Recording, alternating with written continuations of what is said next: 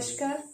आज हम कक्षा 12वीं के सचिव कार्य पद्धति इस विषय के अंतर्गत निगमित वित्त का परिचय इस अध्याय में पूंजी की आवश्यकता का अध्ययन करेंगे। व्यवसाय में पूंजी की आवश्यकता दो प्रकार से होती है, स्थिर पूंजी और कार्यशील पूंजी। स्थिर पूंजी अर्थात फिक्स्ड कैपिटल हमने पिछले वीडियो में उसका अध्ययन किया था। आज हम इस वीडियो में कार्यशील पूंजी अर्थात वर्किंग कैपिटल का अध्ययन करेंगे। कार्यशील पूंजी का संबंध चल संपत्ति तथा चल देयता से होता है। जैसा कि आप सभी जानते हैं, चल संपत्ति में तीन प्रकार की चल संपत्तियां होती है, एक स्कंध, दूसरा आधावर्ण और तीसरा रोक। रोक की आवश्यकता व्यवसाय में व्ययों का भुगतान करने के लिए, उसी प्रकार से संभावित खर्चों को और अनपेक्षित खर्चों के लिए भी रोक की आवश्यकता होती है व्यवसाय में। तो व्यवसाय में जब कार्यशील पूंजी का उपयोग किया जाता है तो उसका एक चक्र होता है। इस चक्र को समझना बहुत जरूरी है यहाँ पर। जैसे कि कार्यशील पूंजी में हमारे पास में सबसे पहले रोक होती है।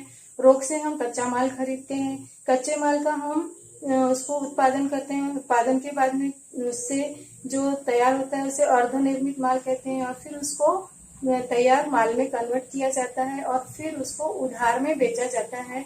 और उधार में बेचने के बाद में उसकी जो वसूली होती है उसको कुछ समय लगता है, और वसूली होने के बाद में जो कैश हमें प्राप्त होती है, वापस कैश से शुरू होकर हम वापस कैश पर आए, इस पूरे चक्र को कार्यशील पूंजी का चक्र अर्थात कार्यशील पूंजी का प्रवाह भी कहा जाता है, चक्रीय प्रवाह भी कहा जाता है।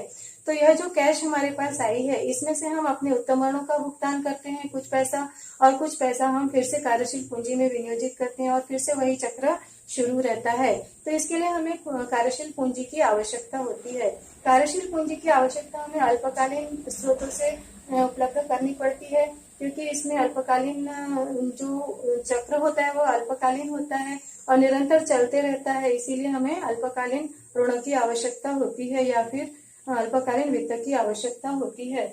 तो हमें यहाँ पर यह पता चल गया कि कार्यशील पूंजी या चल संपत्ति चल देयताओं से संबंधित होती है।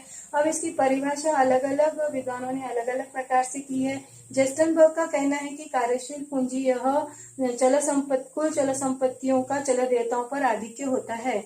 अब इसको शुद्ध कार्यशील पूंजी कहा जाता है, क्योंकि कुल चल संपत्तियों में से कुल चल देयताओं को माइनस किया गया है, इसलिए इसको शुद्ध कार्यशील पूंजी कहा जाता है। इंग्लिश में इसे नेट वर्किंग कैपिटल कहा जाता है।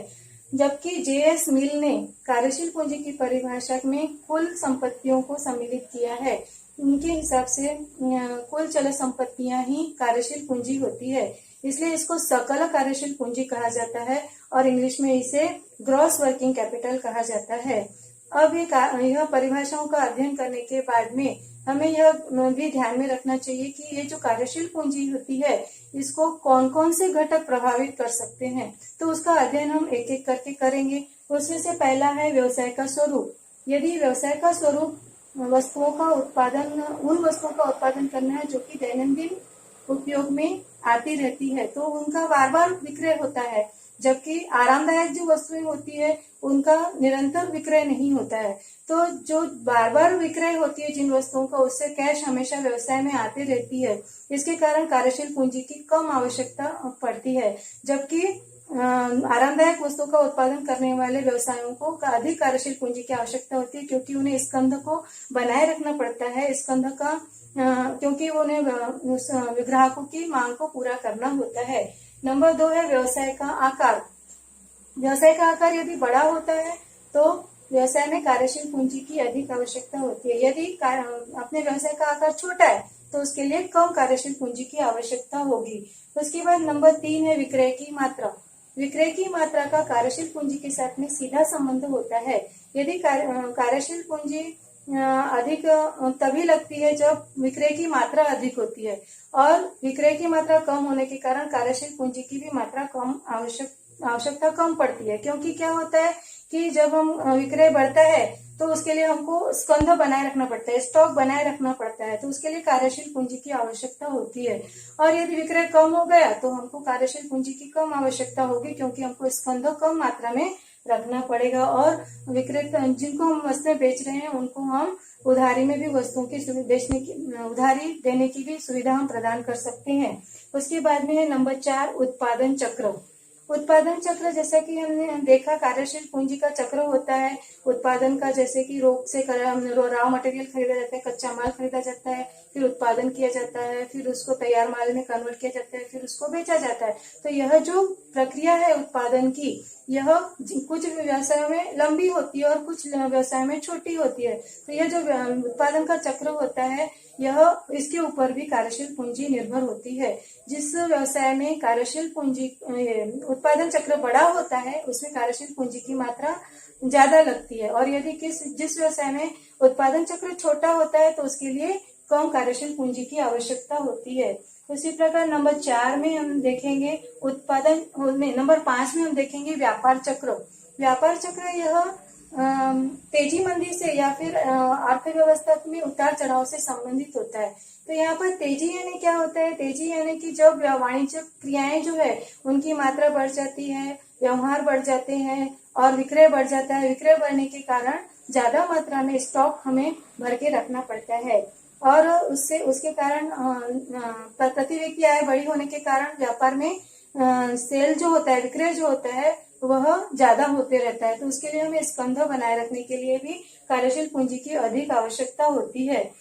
इसके विपरीत यदि मंदी चल रही है तो ऐसे समय में हमारे व्यवसाय का विक्रय कम हो जाता है, तो हमें कम कार्यशील पूंजी की आवश्यकता होती है।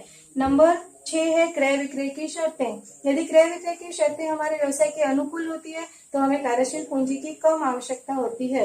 यदि हमारी जो क्रय विक्रय की शर्तें हैं वो हमारे व्यवसाय के प्रतिकूल है तो हमें ज्यादा कार्यशील पूंजी की आवश्यकता होगी, क्योंकि हमें उत्तम वर्णों को पहले पैसा देना पड़ेगा, जबकि हमारे पैसे अधम वर्णों से आने के ही रहते हैं।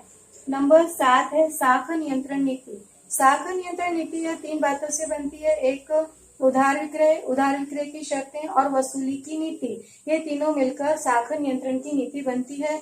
यह जो साख नियंत्रण नीति होती है यह सक्षम होनी चाहिए। यदि सक्षम हुई हमारी यह साख नियंत्रण नीति तो हमें कम कार्यशील पूंजी की आवश्यकता होगी। अन्यथा यदि यह जो साख नियंत्रण नीति होती है यह यदि हमारे अनुकूल नहीं है तो हमें अधिक मात्रा में कार्यशील पूंजी बनाए रखनी पड़ेगी। उसके बाद आता है नंबर 8 वृद्धि तथा विस्तार। जो व्यवसाय अभी ग्रोइंग स्टेज में है, अर्थात जिनकी वृद्धि हो रही है, विस्तार हो रहा है, तो उनमें कार्यशील पूंजी की अधिक मात्रा की आवश्यकता होती है। नंबर 9 है प्रबंधन क्षमता। उत्पादन और वितरण, इन दोनों में बहुत ही सहसंबंध होना बहुत जरूरी है।